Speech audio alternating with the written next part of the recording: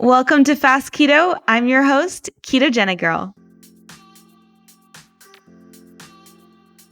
Hey, you guys, welcome back to Fast Keto and welcome to today's episode. I am so excited to have Dr. Nevada Gray joining us on the podcast today, the paleo pharmacist.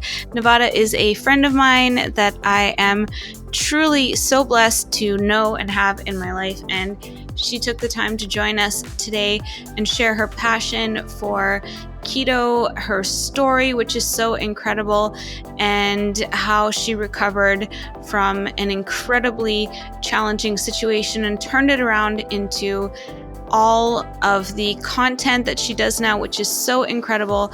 And it was such a treat and pleasure to have Nevada joining us today. So I hope you guys enjoy today's episode as much as I enjoyed recording it with Nevada.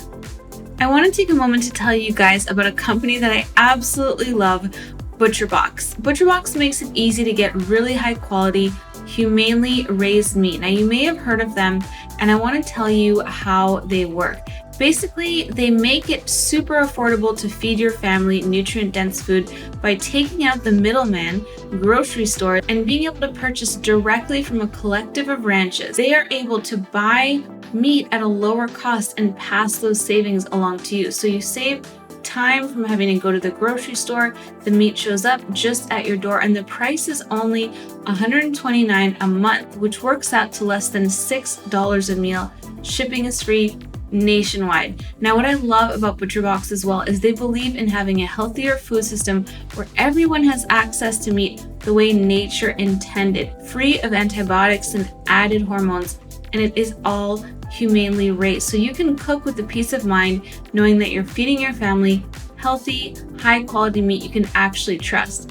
I love that they have 100% grass-fed and finished beef, free-range organic chicken, heritage breed pork, wild-caught Alaskan sockeye salmon. I love wild salmon for all those incredible omega-3 fatty acids that it gives us. This month, ButcherBox is offering new members free bacon for life. You can sign up now and you'll get one package of bacon free in every single box for the life of your subscription, plus $20 off your first box. That's a lot of free bacon.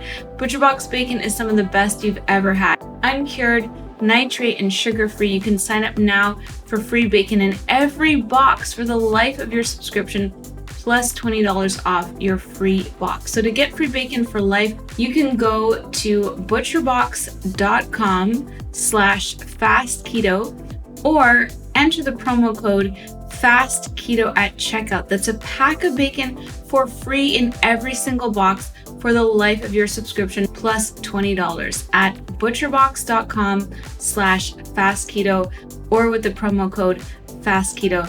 Let me know how you guys like it. I absolutely love ButcherBox and what they believe in, and I really hope you guys get to try them out. All right, welcome to Fast Keto, Nevada. It's so great to finally have you on the show. How are you this morning? I'm doing awesome, Vanessa. Thank you so much. It's a true honor to be here. It's really great that we got to make this happen, and I'm so excited to have you here for so many different reasons. But maybe for our listeners or anyone who's not familiar with you, could give us a quick background on why you're on the show today and kind of how you found yourself, in the keto space today. Sure. So I'm a pharmacist and I'm a registered nurse who's worked in healthcare for 20 years. But I'm also an empowered patient that had what could have been a catastrophic medical event happen that put me on this pathway to keto and to eventually the carnivore diet. What happened was I've struggled with lifelong PCOS, and I started on a paleo diet, went to the gym, lost 50 pounds, which was a hard 50 pounds to lose. I was still struggling, trying to implement everything I was learning in pharmacy and nursing school to better my situation. And after I lost the 50 pounds, I had a disc herniate in my lumbar spine at my L5-S1. And what happened was the annulus that holds the disc in place ripped from side to side, and it shot out and crushed the horsetail of the spinal cord, which was the cauda equina. So these are all the nerves that innervate the bowel and bladder, the legs, the feet, and basically your ability to go to the bathroom and walk. So I woke up one morning completely paralyzed from the waist down, incontinent of my bladder. And I realized I had to get to a high level medical center. So I started calling everybody in my telephone until somebody answered and could get me to the nearest highest level medical center, where they discovered the massive disc herniation, which was the root cause of why I was paralyzed and couldn't feel anything from my waist down. I was taken into emergency neurosurgery, where my neurosurgeon performed what's called a microdiscectomy, and he meticulously picked what he could get of the disc material off the delicate nerves of the cauda equina to try to save what he could of my cauda equina and hopefully set me up for a full recovery. So he did that, and I had quite a long recovery after that. I was discharged home with home services. I did recover my bowel and bladder. My bowel wasn't as affected as my bladder, but thank God I recovered that. And then I was left extremely weak from the waist down in my legs. My right leg was more affected than my left. I had foot drop. And I was home, Googled my condition, completely freaked out, took a breath, talked to a few friends, and got on YouTube to empower myself. Basically, just looking for people that beat the odds, because cauda equina syndrome, which is what I was diagnosed with, is a very, very rare type of spinal cord injury. There's not a lot in the literature on PubMed regarding it. Mostly what's on the literature is time to surgery and bladder recovery. There is not much as far as patient follow-up after 2 years. So I didn't have an action plan or strategy of how to go about recovering from that, other than to be discharged home with home services with a physical therapist that came to my home for a while, and then to be discharged to the outpatient physical therapy, where my physical therapist created a program for me, which was essentially a patient recovering from a microdiscectomy with some complications. So that was the strategy that we took. And one of the people that I discovered within the first 2 weeks of my surgery was Sean Stevenson. And he recovered and healed himself from degenerative disc and spine disease through fitness and nutrition. So I created an Instagram to reach out to this man. And through him and listening to his strategy to recover his back and heal his back, I started implementing a lot of the strategies that he was doing, such as restorative sleep, hydration, correcting muscle imbalances. And I happened to stumble upon the ketogenic diet in relation to providing neuro protection and motor protection, and that injured peripheral nerves were capable of regeneration in the correct environment. So I wanted to optimize that environment and learn as much as I could. And it's still not well understood. There's a lot of complex science related to it. But it was through that search that I discovered you, Vanessa, and your program. And that is what changed my life, and is the whole reason I'm walking today. Oh, you're gonna make me tear up. I've like cried like 3 times now from hearing you on HPO, a Human Performance Outliers podcast with Dr. Sean Baker and Zach Bitter, and on Jimmy Moore's podcast talking about how you found my program. And I'm just, it just, I was moved to tears just hearing you talk about it a few times. And we've met, in person, and you've told me little bits, here and there over the years, but to hear your whole story, which is so incredibly inspiring. And if anyone wants to hear you, really go into more detail about your story, I think, on the HPO podcast and Live in La Vida Low Carb, you really did an amazing summary of everything that you experienced, with your situation. And it's so incredibly inspiring, because you really could have lost hope. And like you were saying, on both of those, that your doctor said, Nevada, don't go home and Google this. That's like rule number 1. It was the first thing you did. And then you also, had a friend say, well, maybe you should go and find some inspiring recovery stories, and that you were able to find a thread of hope, to hold on to. And that's often all we really need in really dire Exactly. circumstances when there's nothing left. It's just one little shred of hope, one glimmer of hope, and it's amazing that this other person that you mentioned provided that for you, through your videos. And then it opened your mind, because one thing I notice with a lot of people with keto, especially who are classically trained like you are as a pharmacist, that you would go to drugs. You would that's the system that you studied, is pharmacology, and how powerful drugs can be to help with medical conditions that you would think, how would someone like you, who's so ingrained in that mindset, would go from that to being on the other side of things, of just healing with real food, is pretty impressive and amazing. And I guess it took this kind of very drastic situation, in your case, maybe to lead you there. But I wonder if maybe you would have found it, through other means, or if it was, just this situation being so extreme that you kind of had to look for alternatives. In a way, I felt that my entire life depended on doing the ketogenic diet correctly. I had been familiar with low carb because I had done Atkins at one point in my life and felt absolutely amazing on it. But life happened, and I was in college, and I was learning about the standard guidelines and the standard nutrition guidelines. And I thought, well, I have insider knowledge. I'm going to school for this. I should start applying this to my own life and see if it makes my PCOS better, which is the polycystic ovarian syndrome.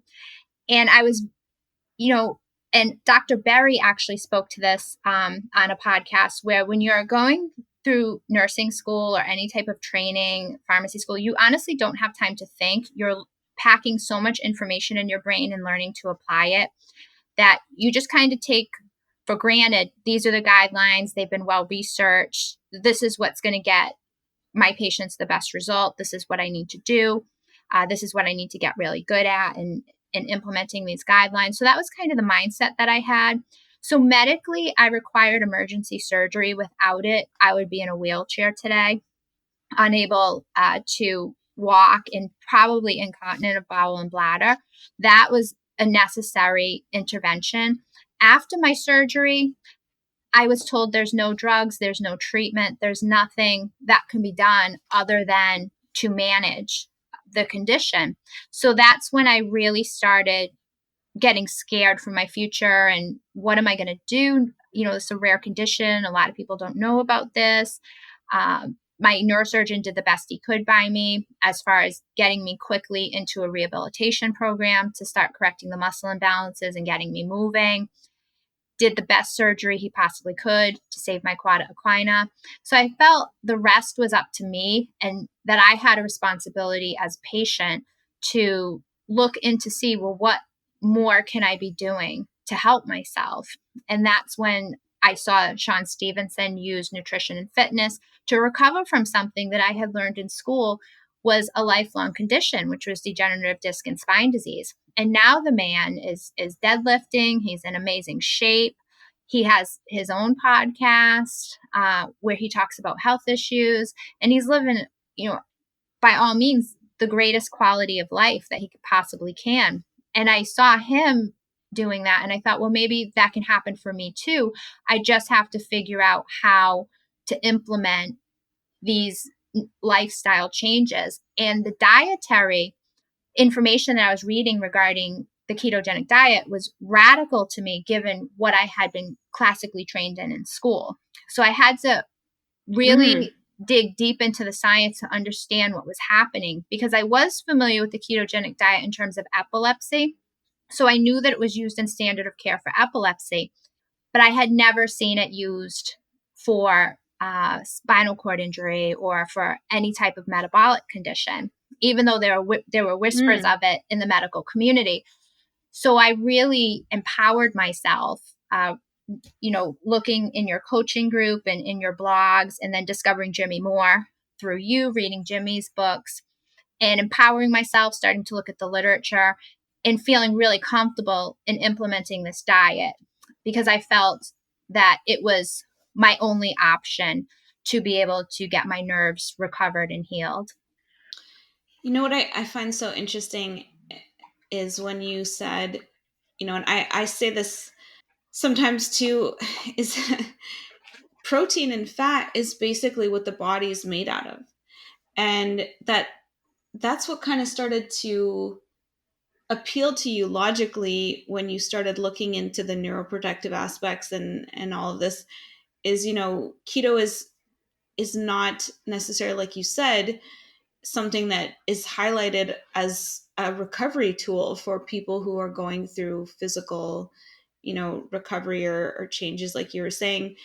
You found it, and yet most of the time when it's been alluded to before is as, for epilepsy, for, neurological conditions, but not necessarily some kind like a physical recovery like you. And yet, like you said, the more you looked into it, the more and more it made sense.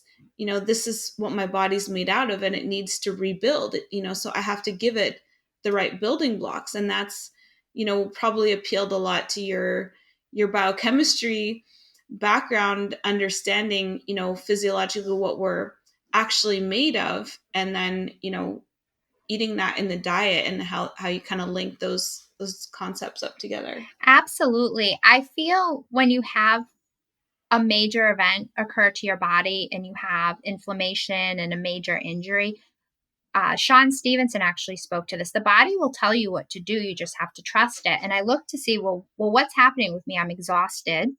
I wanted to sleep all the time, and I was craving protein and fat more so than the protein. And these were weird cravings for me. So I gave into it. I started listening to my body.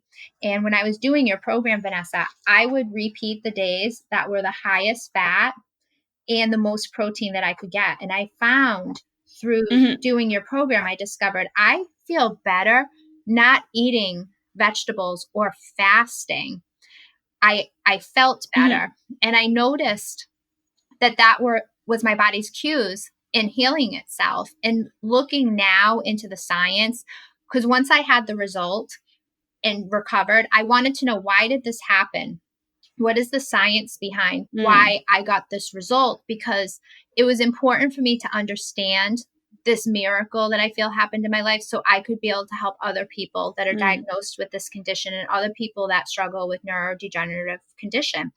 And in looking, Yes. there's actually some papers I've read regarding fasting, how it helps the peripheral nerves sprout and regenerate and create those factors. And also the neuroprotection that being in a state of ketosis provides injured nerves, giving them an altered fuel source in the form of ketones, because a lot of times the glucose metabolism is altered. So I started looking into other conditions like MS, ALS, epilepsy, even though they were occurring in the central nervous system, and the central nervous system nerves are slightly different with the myelination. They're made out of a different cell type than the peripheral nerves. I also noticed that there were case reports of people saying that they were getting a good result with improvement in peripheral neuropathy and diabetes. So I thought, okay, there has to be something to this, that the motor and the sensory can still be intact and these nerves have a chance to recover. It's just optimizing that environment to get them the raw material. So listening to my body's cues actually line up with what I've read in the science, which I think is very interesting. And a lot of times we're just not in tune with our body, listening to what it needs after an injury. So that was one lesson I learned in my whole recovery. Yeah, I found fascinating when learning about myelation. Now, for anyone listening, that is a fat that covers, it's sort of a fatty sheath that covers our neurons so that it provides insulation. And you can think about it like a cable. When you have a cable in your house, that you're connecting the TV cable to, when you have, these kinds of cables that have insulation around them, it allows the transmission speed to be much more rapid. And we have these neurons in our bodies and in our brains that when they're covered with this myelin sheath, which is this fatty insulation, and without that we don't have the same speed of, synaptic, transfer. And, it's amazing to think, well, how does our body going to make those fats if we're not ingesting any fat, to be able to replace that? And then you think about all these conditions, that affect people neurologically and have this, diminished repair. Like you mentioned the glucose metabolism, but also, the myelation. I love that you brought it up because it's such a big factor in terms of, how well our body thrives and functions. Yes, one of the most interesting things that I was reading, and I'm not an expert in this by any means, but I just found it extremely interesting, is that the Schwann cells that encircle and protect the nerves and help with nerve transmission in the peripheral nerve system can actually revert back to almost a stem cell like state to begin repairing the damage in the peripheral nerve. And then as long as the tube is intact, the endoneurial tube can actually sprout back along the track to the other end of the nerve. Wow. If these nerves were cut or if these nerves were injured. There's different types of nerve injury. So the nerves can actually be cut, or there can be ischemia, which occurs, which is what was believed to have occurred in my condition, was the nerves were just so stunned that they stopped working. And some of the nerves probably had to regenerate around the stunned areas. Some of them, I think, just needed a different fuel source to function, to create the factors that are necessary to get this happening. Because I was under the impression, what I learned in school was that nerves do not regenerate. The peripheral nervous system is actually more forgiving than the central nervous system, but we're actually seeing some really exciting science as far as, and this is in terms of spinal cord injury. The central nervous system is less forgiving, but if an injury happens in the cauda equina, depending on what's intact of the nerve and with what we know about how these nerves can regenerate, from what I was reading and what my neurosurgeon told me, was nerves can regenerate anywhere from 1 to 5 millimeters a day, depending on the size. So when we calculated my height, he said it will roughly be a little over 400 days. And within that, we'll see what comes back. So he said it's not going to be an overnight process, but we can definitely, hopefully, get these nerves working again and get things regenerated. And that's when I first heard that my nerves could regenerate. I was under the impression that once a nerve was injured, it was injured. It couldn't come back. So that's something I think that a lot of people don't realize, is that a peripheral nerve injury, depending on the type of injury to the nerve and what's intact with the nerve, that there is hope that you can get motor and sensory back, or that you can alleviate a neuropathy if that's possible. So there is a lot of hope there, and the science is still being worked out. There's a lot of exciting science with this. So I am very excited to see. Just seeing the case reports in patients, for example, with MS, which is more central nervous system, that are going into remission with carnivore diet and ketogenic diet. There's definitely something there with the neuroprotection. It's just kind of figuring out exactly how it works and how to optimize it. Right. And I've seen it in my studies showing promise with Parkinson's. Yes.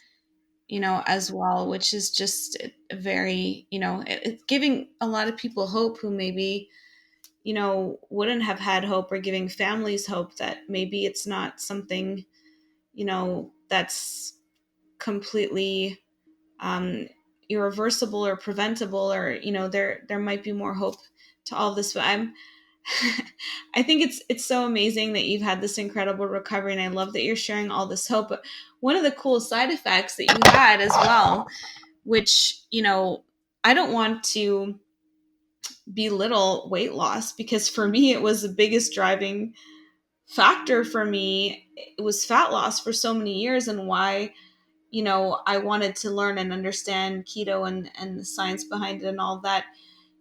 Obviously there's other factors and ways that my health has benefited in so many incredible ways. But, for a lot of people, having excess weight can really impact a person's quality of life. Obviously not to the extent that, having a spinal injury, although, I mean, I put my back out once and I couldn't walk. And I remember hearing in your story, just like, remembering how scary it was that I couldn't walk for a couple days and couldn't feel like there was just parts of my back that were numb, and how scary that was just to have that for a couple days. But for you, everything that you've been through, it's just amazing. But anyway, I think back to fat loss, it can really affect someone's quality of life. I think there's all these psychological factors, as well, and mood plays into it, and all of that. But you had also some great results when it comes to weight loss and fat loss and fitness. Now you're taking your fitness to the next level now, but it's kind of cool that you had that as like a secondary side effect of doing my program and like starting keto and all of that. So maybe you can talk a bit to Oh, that. absolutely. The reason that I started initially the paleo diet and going to the gym and working with a trainer prior to my spinal cord injury was because I was at my heaviest weight. I was almost 220 pounds. I'm a short person, fairly short. I'm just under 5'4". And that weight that I was carrying on my body, I did not feel good about myself. I felt sluggish. And I'm not a person that struggles with anxiety or depression, but I was starting to feel really down. I felt no matter what I was doing, my condition wasn't improving. And then when my entire life was revolved around containers, eating every 2 hours, doing the paleo diet, going to the gym, I lost 50 pounds, but I still did not feel good about myself. I still felt very unhealthy, even though I had that result. So when I started doing the keto diet in your program, I mostly did it for health reasons, never thinking that I would get down to my lowest weight that I've ever been. And also reversing and putting in remission my polycystic ovarian syndrome. Those were secondary thoughts to me. But I'm not going to lie, I'm very happy with the result that I got. And I felt doing your program, the combination of the intermittent fasting and the eating window and the proper ratios that you create for people is very, very easy to follow program with easy, delicious recipes. I must say, I've made almost all of them. It's it was it was something that I was getting the results for. And when I did cheat on your program, I always cheated with more fat and more protein because I was sometimes I was more hungry than others. And in your, I believe it was the phase 2 programs, you accounted for the protein and the fat. So I love how your program has evolved with the science that's come out. And I can't even, and Vanessa has not asked me to do this or anything. I just want to give that for your audience. Your program is the best on the market that I've ever seen. It's the first program I started to get a result with in my health. I believe it helped save my cauda equina. It's the whole reason I'm walking today. It's the whole reason that catapulted me into a carnivore diet, realizing that most likely I'm a person extremely sensitive to carbohydrates. And your Build Your Day program, you can customize the keto program for your taste, whether you're a savory eater, whether you have a little bit of a sweet tooth, and be able to get all of your macro ratios and to be able to get a result and learn what really works for you. And there's such variety that food is fun. It's not something that you have to stress out about, and there's something for everybody in here. So this is one of the number one reasons that I always recommend your programs to anybody that asks me about the keto diet that needs a structure and a solid plan. And then your coaching in your group, Vanessa, I can't even tell you how much I appreciate you answering all my questions, because I would post questions and you would always answer right away and make sure people were set up for success with resources. So it's just one of the best keto communities that out there that you've created. It's positive. It's a solid program that helps a lot of people, and a lot of people have reversed health conditions. And you've just done a wonderful job. I can't even thank you enough. I actually feel like I want to cry right now. You're gonna make me The wonderful job that you've done on this, and the lives that you've impacted, not only my life, but the lives I've seen in the coaching group, and the wonderful people I was able to connect with also doing keto in that group was a lifeline to me during my recovery. So I well, can't thank you enough. thank you so much for those beautiful words. Like when you share your story and you say things about my program, it means so much to me because I really respect you and your knowledge and your education and your understanding of science and everything. So just it means so much to me when you share all that, and I'm so happy we got to meet that day in Connecticut on my book tour, which was such a crazy day because I missed my flight and almost didn't make it there, but somehow, I did get there. God did get me there, and I'm so thankful that we got to meet in person too, because it adds so much more to all of this, having gotten to meet you in person. There's so many people that we interact with online in our community, in our keto community, and carnivore community and all of this, and you just don't really get to the chance to get to meet special people like you. So I'm so glad I made it there that day to Connecticut. It was really cold, but everyone waited somehow, and we made it happen. And I'm really glad that we had that opportunity, because now I love following your story and your journey, and I just love all the hope that you are sharing with people, because you know more than anyone what it's like to be beyond hope. And I'm curious, before all of this happened, do you, now thinking back, what do you think possibly contributed to what happened? Or like looking at your lifestyle and diet now, which is so amazing, and everything that you're doing to improve your fitness, and obviously you're feeling so good and you're so inspired, you're doing all these incredible posts, and you can tell that you're just firing on all cylinders. Like, you must compare other aspects of your life now and how good it is to before, and like some of the things, standard American diet or lifestyle that kind of set you up in a way to not be thriving like you are now. I feel that now I realize how fleeting and short life truly is. I feel like I've been given a second chance at life. A year after my injury, we lost my dad to a massive heart attack. He passed away in my arms. That was a life changing moment for me. My spinal cord injury was a life changing moment for me.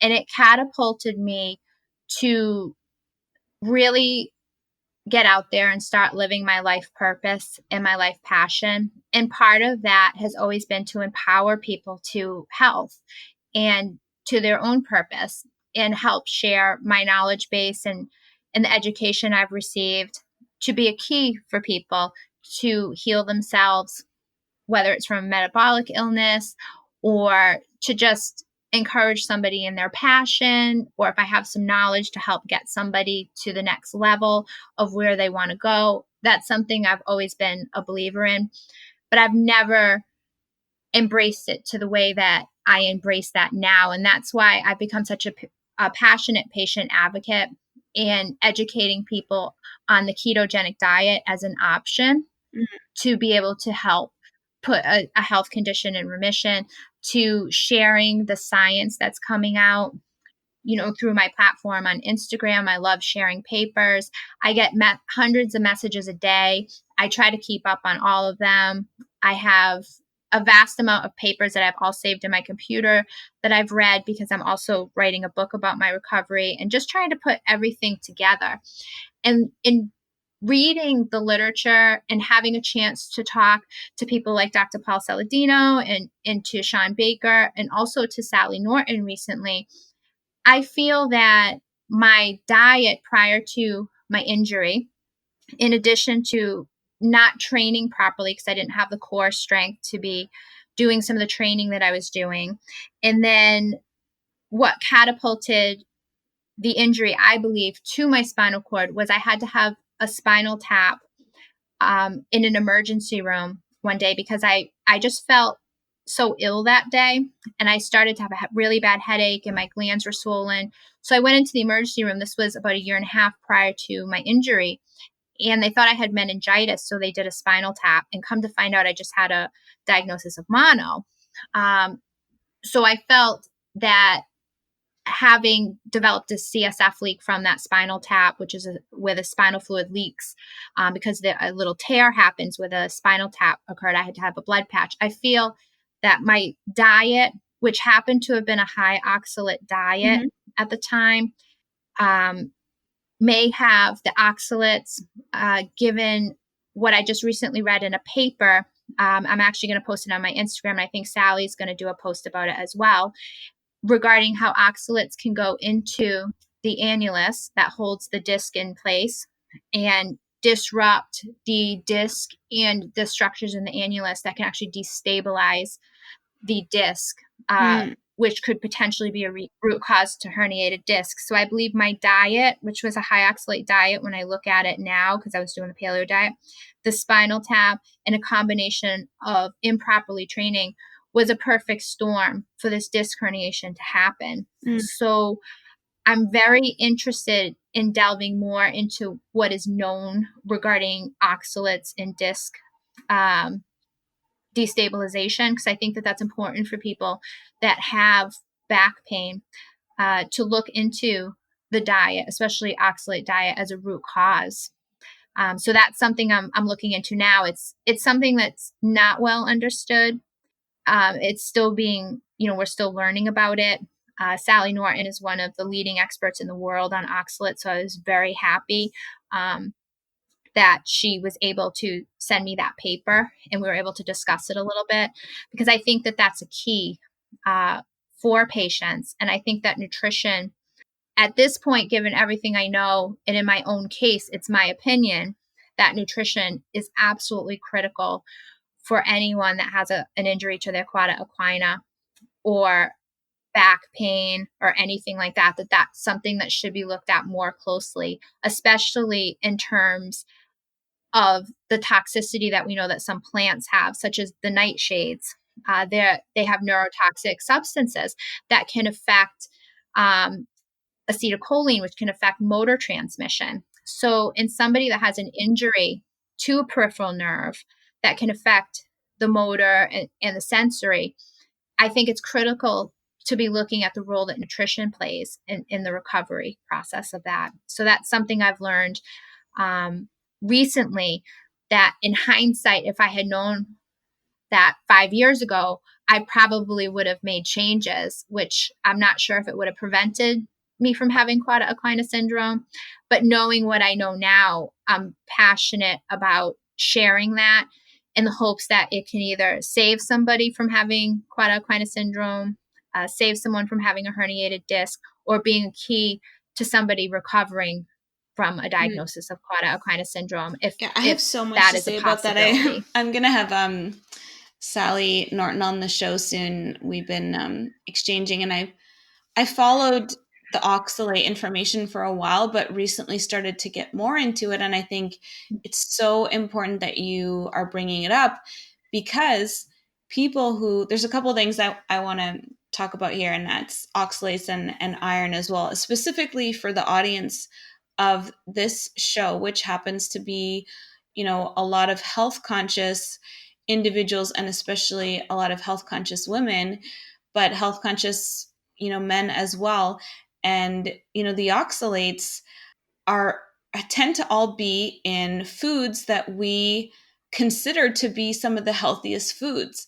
And if you are someone who is health conscious, as ironic as it is, you could end up eating way more of these oxalate containing foods than the average person, and I mean, irony never ceases to amaze me in all the ways that it plays out and manifests. But you think of all the healthiest foods like berries and spinach and kale and, almonds and cashews and nuts and, chocolate. These are dark chocolate. These are all foods that people who are looking to be healthier tend to eat, and so get this inordinate dose. I think it's really important that you brought that up. And especially, the nightshades connection as well, I think is important. And it may not be something that everyone needs to look into, but if, like you said, someone is having an issue similar to yours, that it would be important to maybe look into some of these things, further.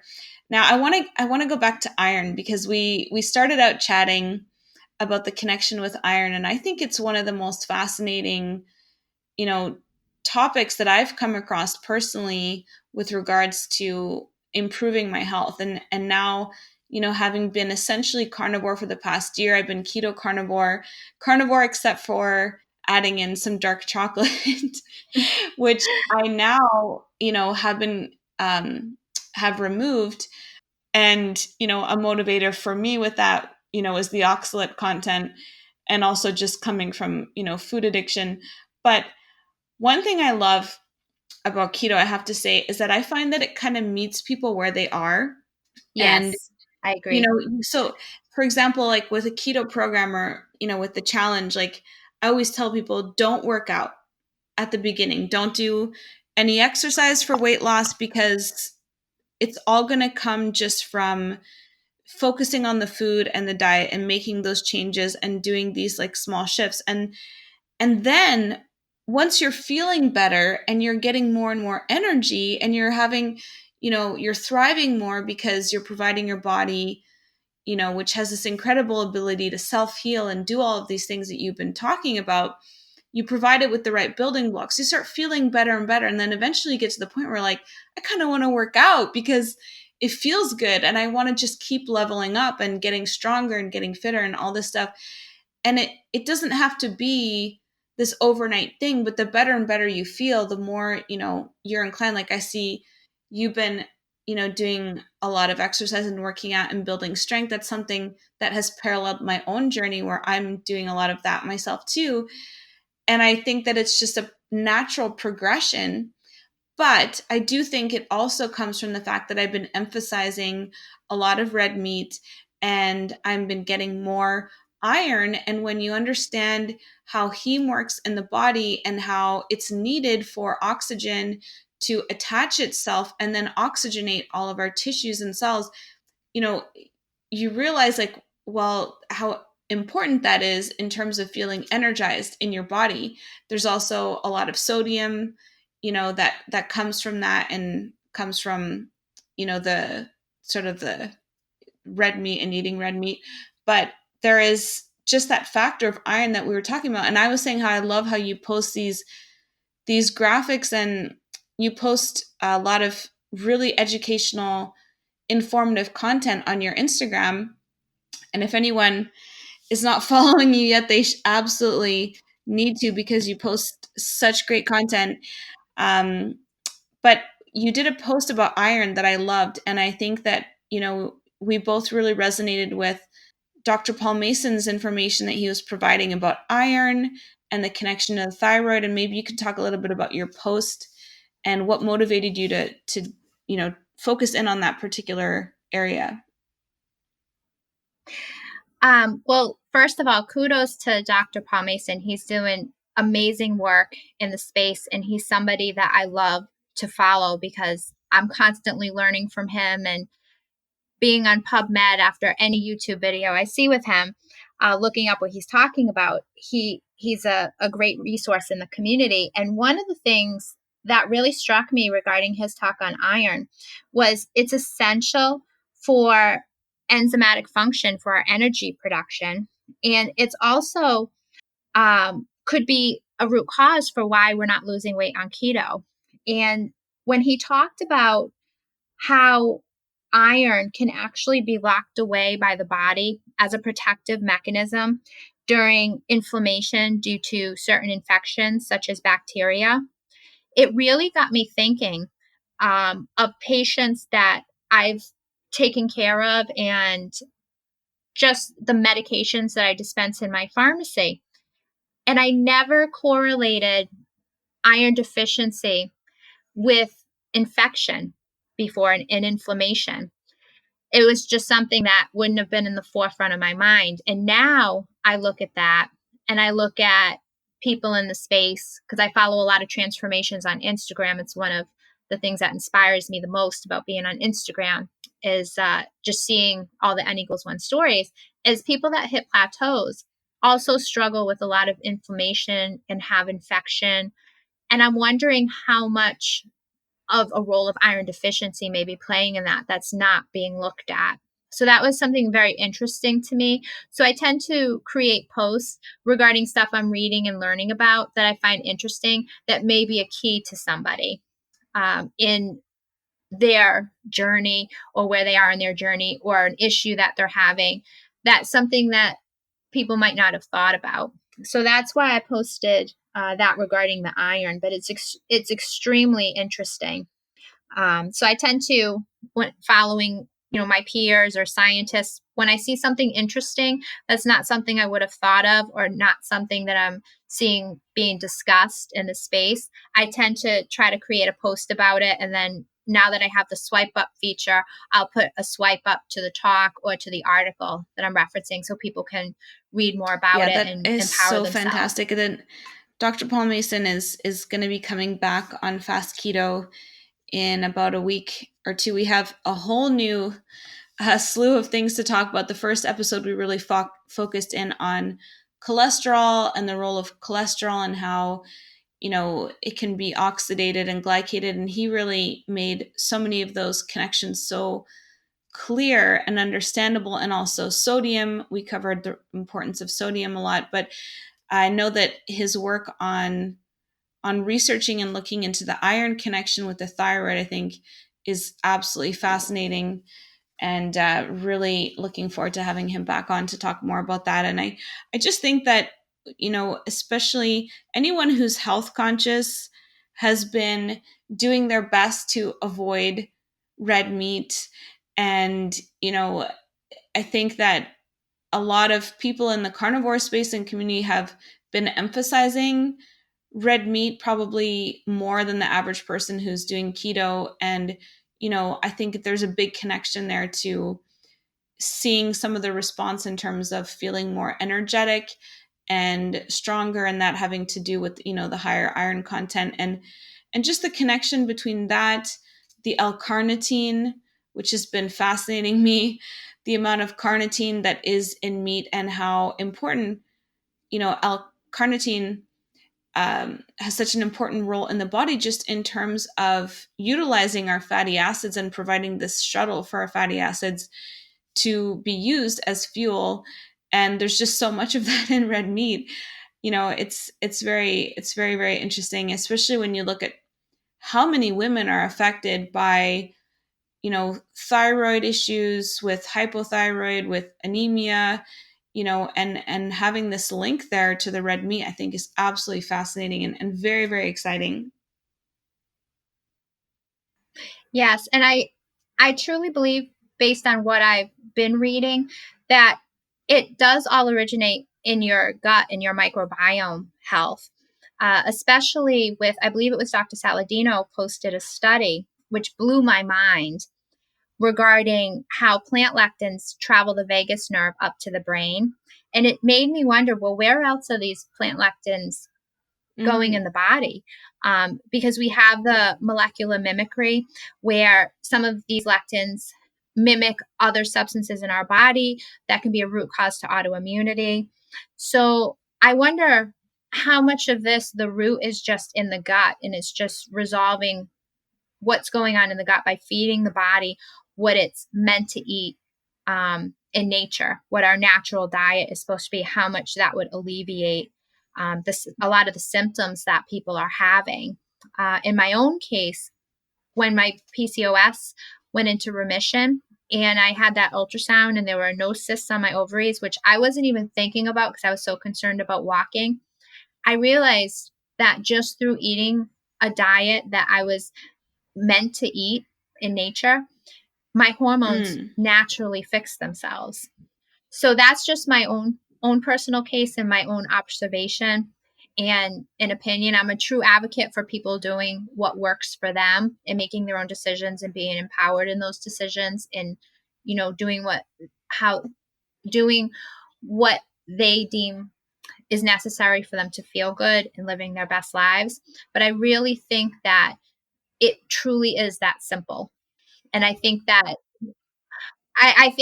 we've made things so complicated that don't need to be complicated, because historically I was fascinated with the book Sapiens and how we had different species of humans on the planet. I know Dr. Paul Saladino's talked about this. He's had a few guests on his podcast about it, and how we were potentially fat hunters. So we would, hunt all these huge animals for their fat content. And when you look at our intestines and our GI anatomy, we're similar to dogs, and dogs are carnivores. We only have a small cecum to ferment vegetables. So I really truly think it's just that simple. And we're chasing this pathway, and we're chasing that pathway. And even though it's fascinating to me, and I'm a turbo nerd and I love reading all about it and figuring out how it goes together, I truly believe that the solution is simple, is to just go back to how we were genetically made, designed to eat. And that's, we have a historical record of, the human species since they've been on the planet, and looking at the nitrogen studies, showing that, humans were carnivores. It's very interesting. And I just think when you look at the introduction of agriculture and grains, you start to see dental cavities, you start to see all sorts of, metabolic problems start to develop within the society. And we've never seen such a crisis that the human population is in now, with metabolic illness, cancer, all sorts of mental illness, like anxiety, depression. Just you go to any shopping mall in the United States, people are walking around, they can barely move, they're lethargic. It's like you can barely carry on a conversation. This to me is a crisis. And I believe the solution is very simple. Just go back to what we're supposed to be doing. Go back to how we're designed, what we're designed to eat. We're designed to connect with the earth. We're designed to have human connection and relationship. I think all this, texting on the phones and, typing out and lacking that human connection. I think those are the things that we need to get back to. And that's why I've become such an advocate for finding the root cause of illness and correcting it at the root, rather than just put a Band-Aid on it. I think people are really hungry for that. And that's why I'm such a passionate advocate for sharing all the science that I'm learning, and sharing everything that I know, and resources to help people navigate this. I can definitely see how passionate you are. And I love it. I love that you brought up the gut health connection, because it does seem like the lectins may be potentially damaging the gut lining, and that could be, a major contributor to all the things that you mentioned, and to autoimmunity reactions, and why we're seeing so many improvements with, emphasizing protein and fat. It's actually the topic of my presentation at KetoCon is basically everything that you just said. Is what if, ketogenesis is actually just our most natural state, that we could potentially unlock our full potential as humans. Yes. By following what is a species appropriate diet. And I love how you mentioned the complexity thing, because it seems that, organisms tend to go towards complexity and greater levels of complexity. And yet genius is really in the simplicity of things, Yes. And just the most simple things. And I love, I love how you've, had such remarkable improvements in your health. And one of the things I just want to touch on here before I let you go is just the protein and fat ratios, and get your opinion on them, because this is something that is very interesting to me, and I know to a lot of people in the space. And, looking at protein and fat, and how, seeing as you've gone from a traditional standard American diet through keto, and then now you do more of a zero carb carnivore approach, and you've been really thriving on that. What is your personal opinion on the ratio of protein and fat? And we know, as you were saying, we're uncovering that we were fat hunters, and how important it is to prioritize healthy fats. but there's also a lot of discussion on whether fat should be maybe more limited or more of a one-to-one. And I'm curious what you do for yourself and what your thoughts are on all of it, knowing that I know you do a lot of research and you also have personal experience to speak from. So my opinion on that, and I can speak to my personally what I do. I feel that as far as the ratios, I think people based on their metabolic flexibility, which Mr.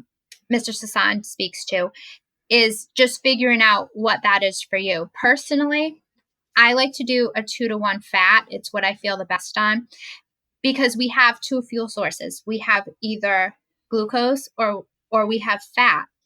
And protein is the building block. So you can't sustain yourself off of the protein, in my opinion. I tried going higher protein and lower fat, and I felt absolutely awful. I feel that finding the correct ratio of your building blocks with your fuel source, where you're getting enough energy and you feel good and you have that mental clarity, and your body is fueled to do what it's supposed to do, is the most important ratio. Personally, what I find that I do the best on is having more fat. I find I crave the fat more so than the protein. So I tend to load up a little bit more on the fat than the protein because I just need that fuel. And I don't know if it's because of my injury or that's, just how I'm metabolically designed. Some people do really good on a 1-to-1. Some people do better on the higher protein. But personally, I feel it's finding that flexibility that you're getting enough of the fuel because that's so critical to all of your energy production in the body and for the body to be able to do what it needs to do as far as the immune system, as far as, getting a really good workout in, building strength.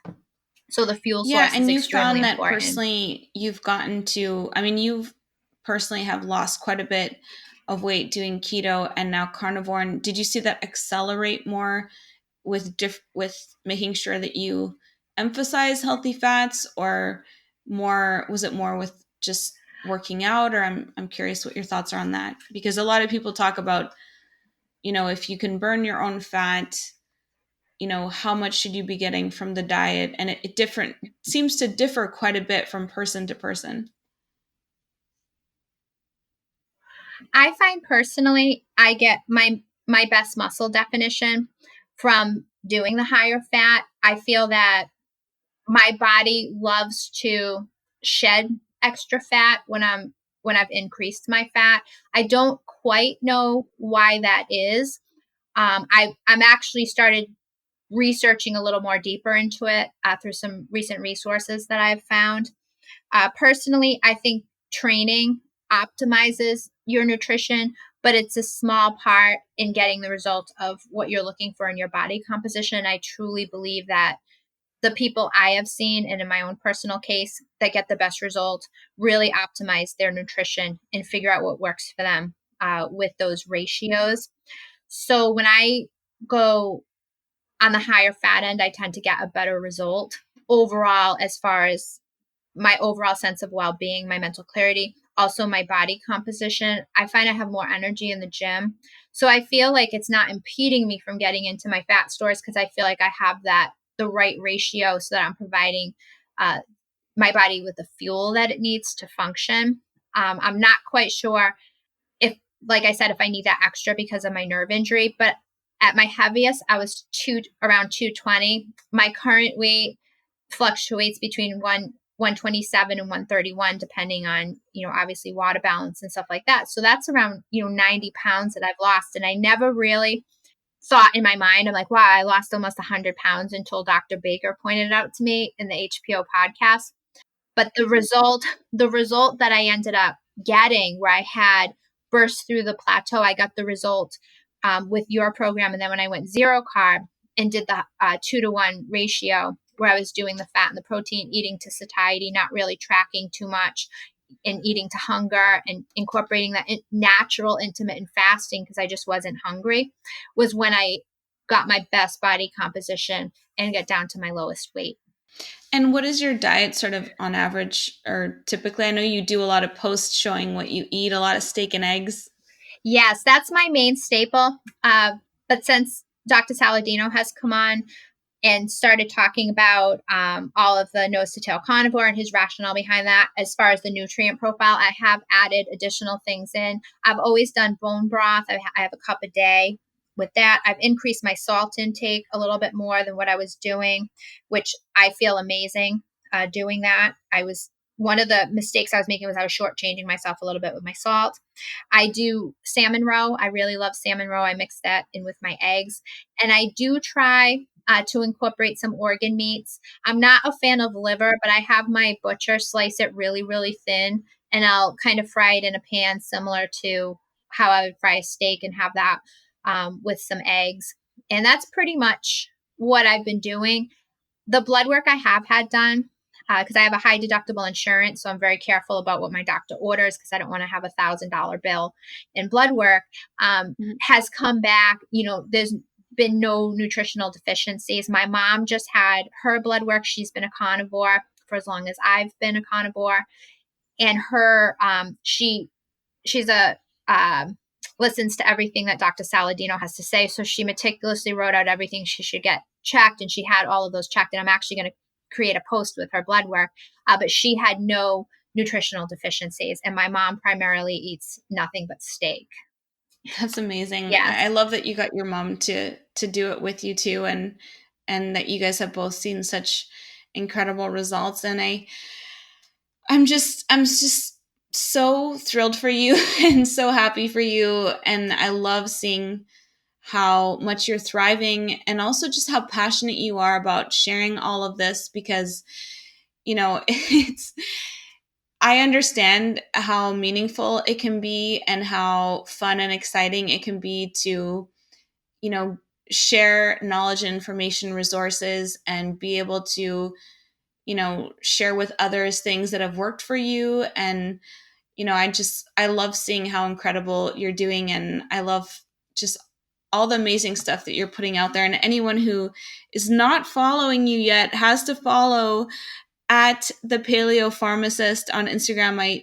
Your content is just incredible and always so well researched and very informative. And where can people sort of follow you, outside of Instagram and other sort of feeds, and what are you excited about, and what can people look out for from you?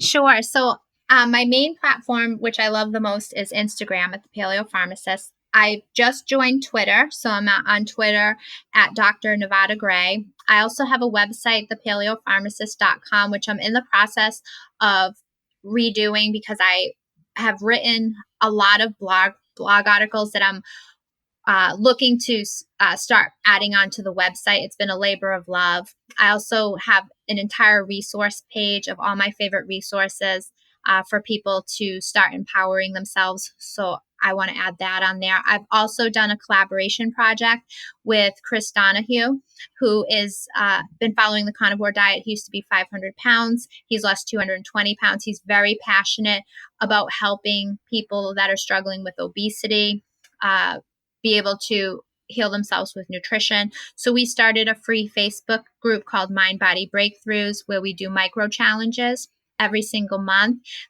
to help people empower themselves and become 1% better every single day by taking action and really looking into these resources and feeling empowered in their decisions with health. So we have July. We actually focus on a lot of the mindset component in empowering yourself versus going down the rabbit hole of despair, and what are some strategies to empower yourself. So we're working on minimalism. Another challenge will be the no spend.